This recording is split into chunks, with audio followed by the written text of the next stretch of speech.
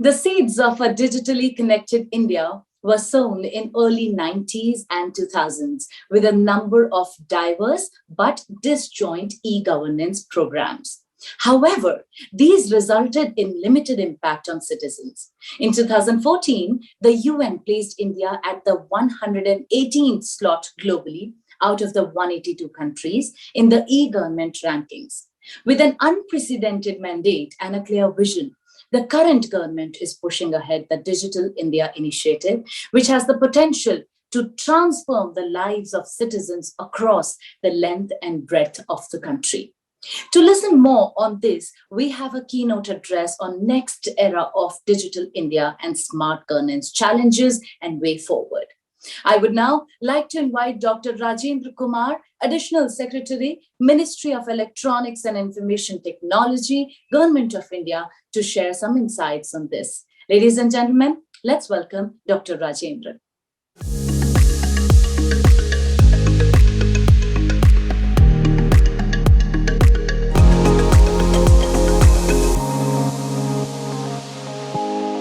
Thank you. So I will talk about the theme of this session, that is smart governance and the way forward. So we talk about smart governance.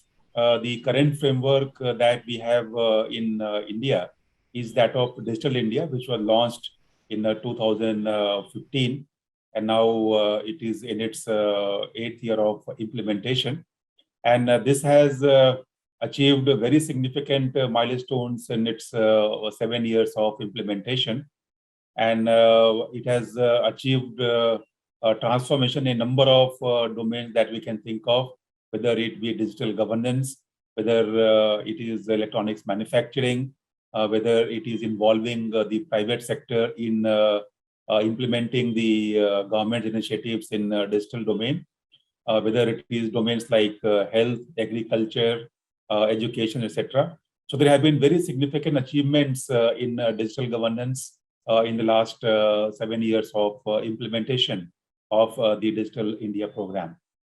METI also unveiled the vision and roadmap for the future of digital economy in 2019. This was the $1 trillion digital economy vision, which focused on how the target of $1 trillion in digital economy by 2025 could be achieved.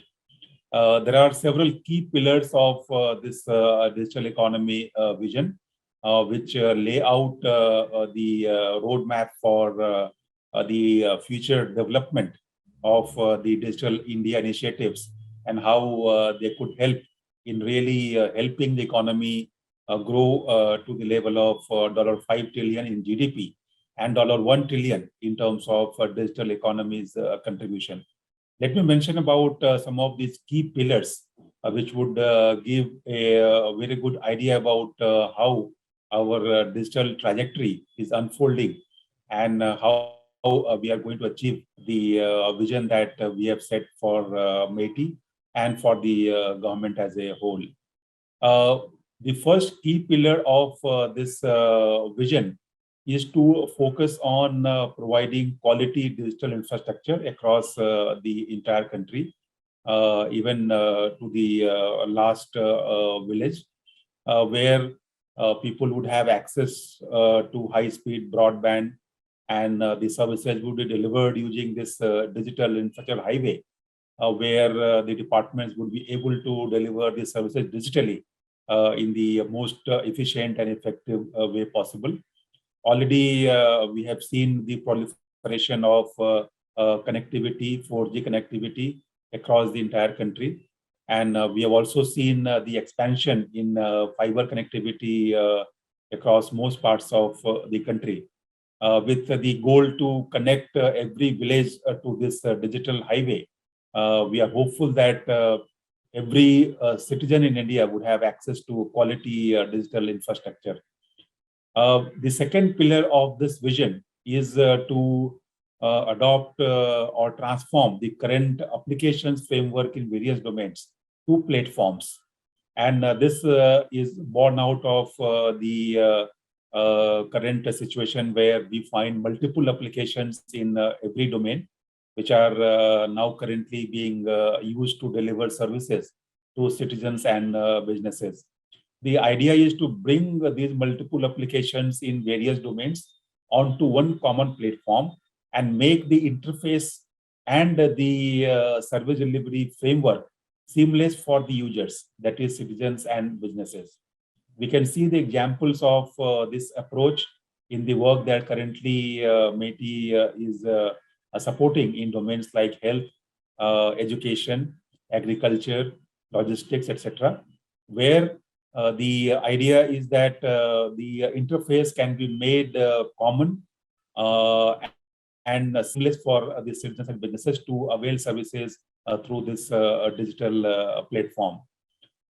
We also are very keen to see how the increased digital adoption is helping this entire transformation, where as a result of the new normal post-pandemic, we are seeing much greater adoption of digital technologies, both at the personal level and professional level in organizations and businesses. We hope that this trend is going to continue, the trend of much greater digital adoption in the years to come. And that would help India to leapfrog in terms of using digital interventions to effect transformations in various domains. The third pillar of this vision is to focus on making India a global hub for electronics manufacturing. In the last several years, we have achieved great successes in making India a global hub for mobile device manufacturing. And today, I'm proud to say that India is the world's second largest manufacturer of mobile phones in terms of volume. And we hope that with the support system that METI has put in place, with the new announcement on a semiconductor fab scheme and a display fab scheme, we would really be able to go much further in attracting investment in electronics manufacturing and make India a global hub for manufacturing of electronic devices, including components with the goal to achieve much higher value addition compared to what we are seeing today. The fourth pillar where we think one of the key developments would happen is in the domain of emerging technologies. We expect that this would be the next frontier where a lot of new developments are happening, and with the focus that the government is now placing on developing capacities and improving skills and allowing the stakeholders to access data from various domains, including from government departments, we would see a great boost to the entire ecosystem on emerging technologies. We already are seeing great traction in domains like artificial intelligence, blockchain, in additive manufacturing, where METI has come out with policies and strategy documents to really bring all the stakeholders together on to one common platform and on the same line of thought, where we expect to create an ecosystem where the developers, our academic institutions, startups, and various government departments, both at central and state level, can collaborate to really develop the latest technologies and deploy the applications in various domains for the benefit of issues like more efficient service delivery, then access to the latest production technologies, access to improve research outcomes in domains like health, education, etc. So this is a new area that is emerging as a great force behind the entire developments in digital technologies. The next area where we think great impact would come is in terms of dealing with the emerging issues in cybersecurity. Cybersecurity is now emerging as a major area of concern internationally as well as in India, where we are seeing more incidents happening, more threats emerging. And this is one domain where MeitY has done a lot of efforts to ensure that we can enhance our capacities and capabilities to not only address the threats that are emerging, but also proactively ensure that we are safe from these persistent threats and the other vulnerabilities. Just to give you an idea of how much efforts MeitY has made in this domain, in terms of the ranking that UN does of all the countries for cyber security, India has now achieved the worldwide rank of 10 in the Global Cybersecurity Index in 2021, which is an improvement of 37 places from the rank that India had just the year before. So in 1 year, we have moved up from 47 position to 10th position. And that shows the importance that MeitY has been placing on improving our capacities and capabilities in cybersecurity domain. We are now working with all the stakeholders where the digital infrastructure has to be protected from any kind of emerging threats or other vulnerabilities. We're also working with the private sector very intensely, where we engage with them to really create awareness, improve their own capacities. We also work with all the state governments, where all the government applications, the systems are housed and hosted. They also need to be brought on the same platform to understand the need to ensure a safe and secure cyberspace. It's a major area where a lot of work is going on, and that's a growth area for future as well, to ensure that our rapidly expanding digital infrastructure is kept safe and secure. The fifth major pillar of this vision for the future is to focus on digital laws and privacy protection. So as you all may be aware, the Personal Data Protection Bill that is at an advanced stage now, the Joint Committee of Parliament has submitted its report. And this is the framework that the government currently has, which we hope would become law in the time to come. And that would really bring the focus on data governance and access to data for all the stakeholders. And we believe that this framework would also give rise to a very rapidly expanding sector of the digital world, that is innovation and data-based economy. And this is a huge area of growth for India, where we are seeing a rapid expansion in terms of really giving support to an innovation-driven ecosystem, and a focus on using data for productive purposes, for ensuring that new developments and economic growth can take place in various sectors. In this context, it's also important to really understand the role of startups and how much they are now contributing towards emergence of this innovation-driven economy in India. MeitY is playing a great role in supporting the startup ecosystem as well in India. We have the MeitY Startup Hub, where we currently host over 3,000 startups, which are being supported by MeitY in various aspects like mentorship from the experts in the domain. We also supporting them with funding, with grand challenges in various domains to improve their capacities to build applications and then deploy them. Also, we are encouraging them to go to market to raise funding on their own. Many of them have succeeded in becoming very visible and successful in the competitive world.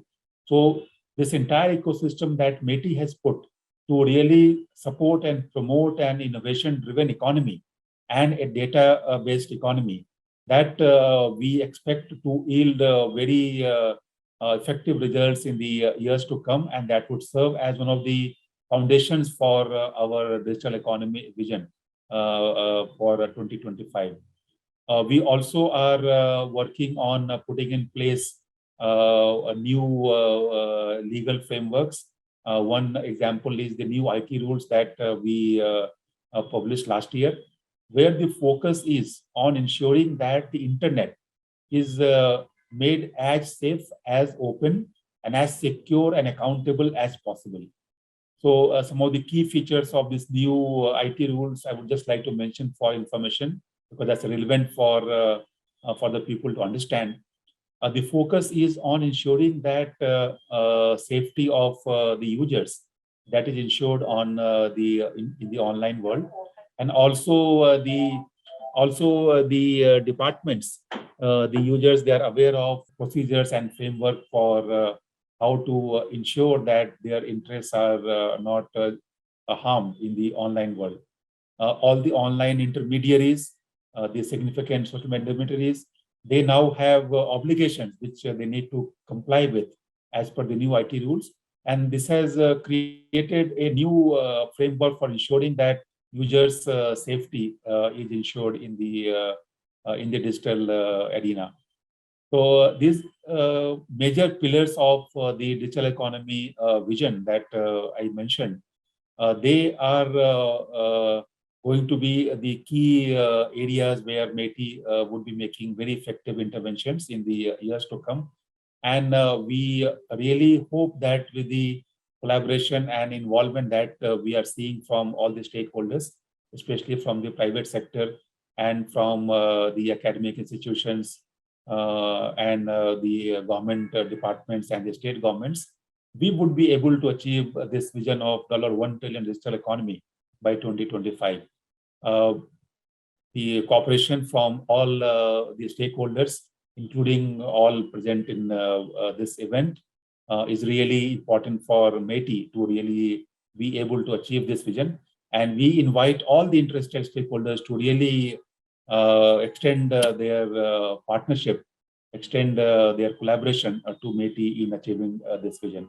I wish all the very best to this event, and I'm sure the deliberations in this event would serve the purpose of coming out with a new approach or new thought processes on how we can really make India the global hub for digital technologies in the years to come. Thank you so much.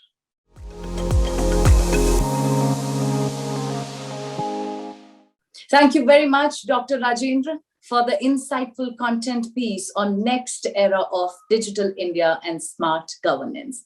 Now we'll take a short break again. Stay tuned, everyone.